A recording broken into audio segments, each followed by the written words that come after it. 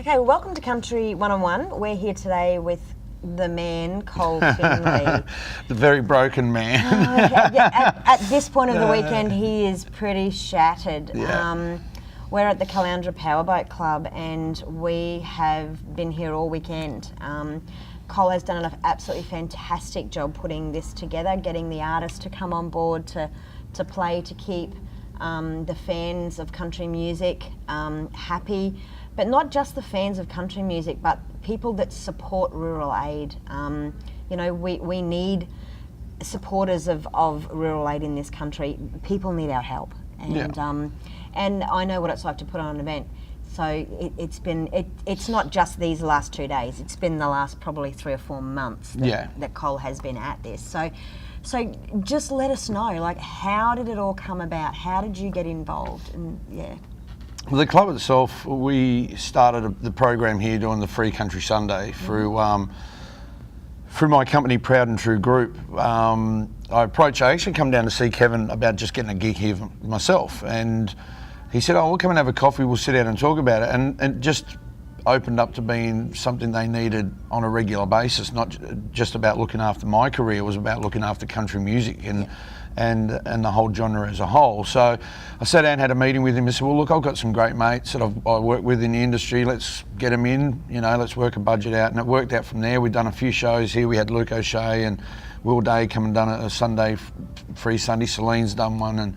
And he sort of went, well, you know what, you've got some contacts. We're looking at doing a buy bail thing for Rural Aid Australia. Would you be interested in helping us put it together? And that's sort of how it come about. And I didn't realise the extent of, at that point, what he wanted to do. It was to be a weekend that was full of farmers markets, fireworks, kids, big screen TV, and then having a whole weekend of country music, like a half a day program yesterday and a full day program today. So it was a big project. But the thing is, I've done events before, so it wasn't. It didn't scare me. It's a lot of paperwork and a lot of your insurances and all that sort of stuff, and making sure that the entertainment that we bring in here flows and works well together. You know, from your songwriters to your bands and stuff like that. And there's a few things that we'll look at next year and try and tighten up and make it more cost effective and probably smoother. But overall, I think every artist that we've booked and we've still got Drew to go, but he's a given. I mean, that guy's just, he's amazing. So, I think PR would probably be my next step, is really focusing on actually promoting the artists that are here around that buy bail. I think there was a lot of focus on the charity, which is what it's about. And little things like Drew and Celine that are on today are probably been lost behind the fact of the trucks leaving. So, we don't have the bigger crowds tonight, but that's something we build on. Yes, of course. Sorry if I ramble too, because I'm tired. I'm really tired. No, it's bedtime for me. Big dog's got to go to bed. Yes, we want to know, how these things happen. I mean, there's many people out there that don't know how all of these things work. Now, I also know that it's coming up to 25 years that you've been in the music industry. That's a long time, and the music industry is a tough career choice, So what was it that made you want to stay in this career and not just go, you know what, I'm over it? There's been many moments where I've gone, that's it, I give up. But there's always just glimmer of hope that the industry, because for me it's about the industry, it's not about me. I know my career is where it's at and where it's heading. So if I win a golden guitar, I'll still make albums, I'll still enter those awards, I'll still go for that stuff, because it's part of what we do. But it's not the band, and it's not everything that I focus on now. It's a part of it. But the industry as a whole, for me, is something that keeps me in it, because I truly believe that we can be a better industry here in Australia. I'm not saying that we're not a great industry now, but we can be better. We've got so many young, talented artists that are just not getting the opportunities and the experiences to be better artists in themselves. I mean, they've got to be given chances on big stages like CMC to be able to grow. But they can't be looked at and go, well, you're not ready for CMC. When are you going to be ready if you don't get that opportunity? Yes. And I know, and I'm just saying CMC as just off the cuff, but because I know CMC give opportunities to artists like myself, Viper Creek Band and all that. They do that. Yes. But it's just that whole, I suppose the analogy that I probably look at is if we're in a forest and you know, you got your big trees that are covering everything, there's no sun getting through, how's the bottom ones, smaller trees grow? Yes. So if we don't open up that top canopy of artists to let the smaller artists grow up and be equal, then we're never going to have the And flow that's of gonna differency, die and it's, eventually. you know, and everything underneath's just going to die, which it has over my 25 years. The amount of artists that I've seen disappear, and I just scratch my head going, why? You know, I mean, why these great songwriters?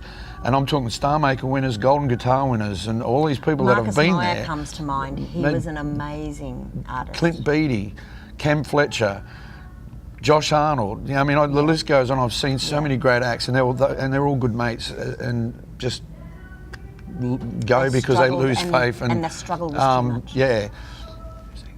Yeah, sorry. You're right. Fans.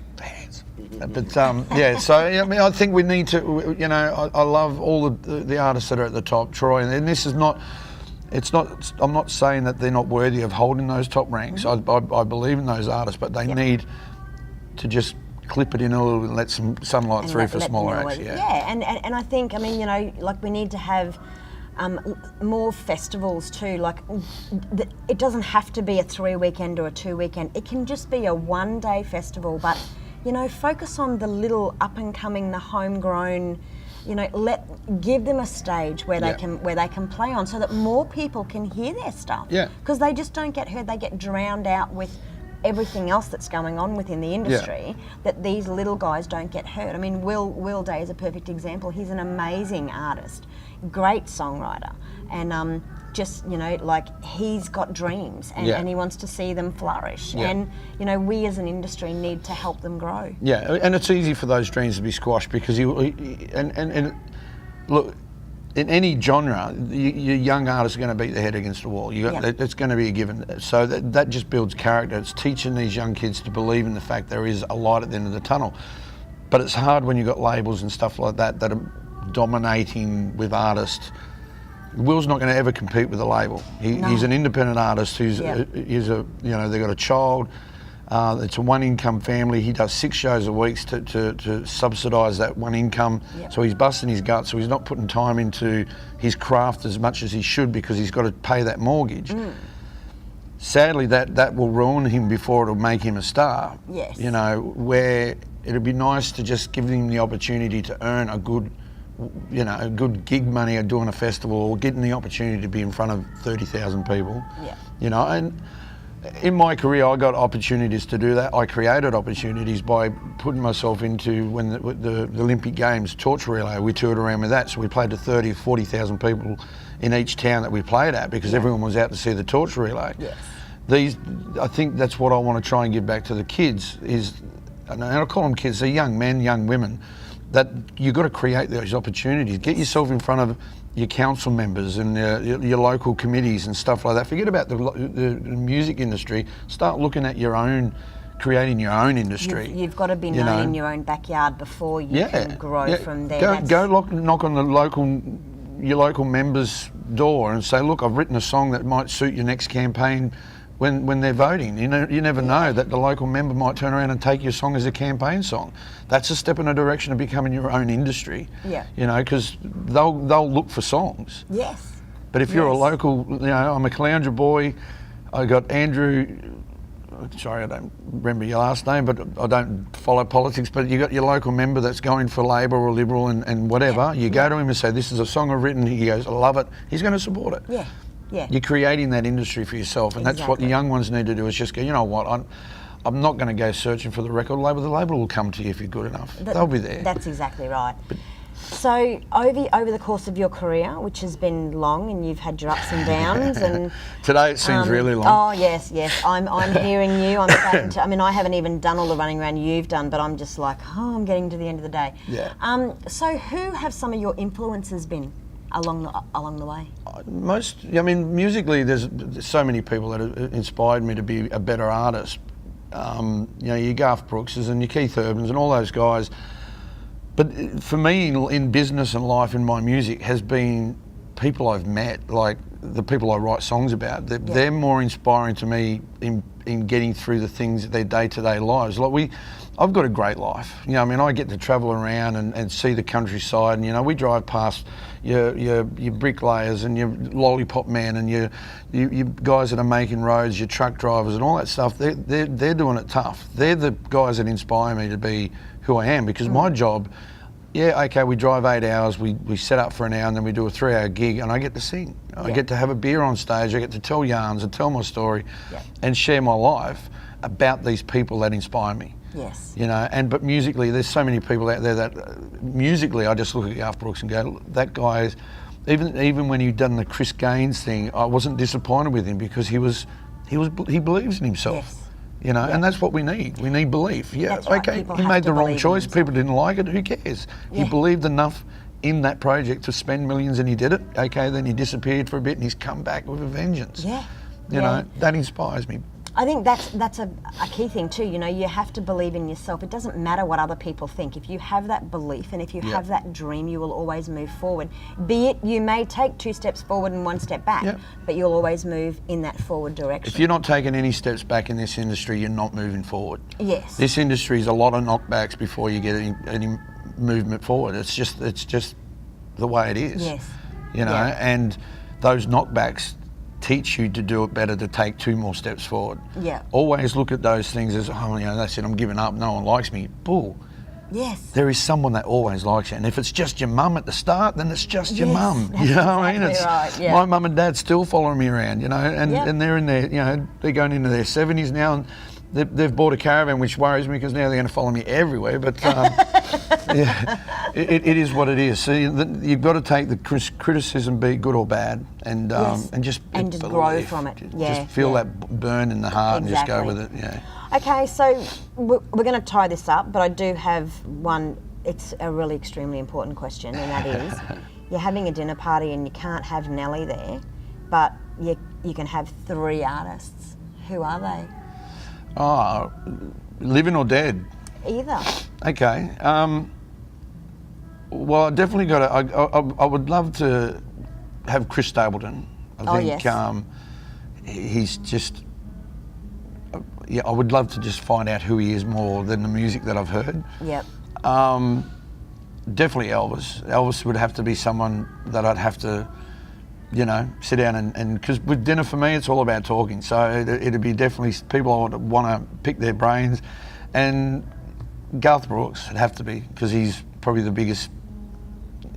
Well, I don't buy a lot of albums. I don't download. It doesn't mean I don't download. Yeah. I don't. But if I do buy it, means I really enjoy it, and I've got every Garth Brooks album. Yeah. And you know, that's. Just love him. So Garth would be a definite. So those are the 3. I reckon we're going to gate crash Col's dinner party. But they've got to cook. Because they I'm sure Elvis. Yeah, actually, we toasted sandwiches. Hang on a sec. I should actually throw a chef in there. So Gordon Ramsay would have to be. Okay. Oh, we've got no one to cook there. This is going to make for an interesting dinner party, isn't it? Okay. Well, that's it for our interview today. But I do want to say thank you for the opportunity that you've given myself and Dave to come up and do interviews with the artists. We've done some live streaming throughout the course of the weekend. The opportunity has been fantastic. You've done an amazing job. The Caloundra Powerboat Club itself is just a fantastic venue. Needs to be utilised a hell of a lot more. Obviously, we're not from this side of town, so we were unaware of it. But looking forward to working with you again, looking forward to helping with these kinds of events again. So thank you very much. Now you need to go and grab your wonderful wife and children kids and take them home to bed. Go and put a movie on and make some popcorn. But no, I've got to say, it's a pleasure to help people like yourself, because you honestly believe in what we do as artists and in the industry. So look, it's an absolute pleasure. I've known you for a while, I've seen what you've done, and everything I see is just honest, true belief in what we do. There's no smoke and mirrors. So thank you very much, and you're welcome to any of the events that we do, and I just hope that the punters and the fans see what you're trying to build and get behind it and support it as much as we want to support you. So thanks to you and Dave for coming along and sharing our beautiful weekend of raising money for the farmers. Yes, it's been a great weekend. Yeah. Definitely. Cheers. Thanks so All right. much. Thanks heaps.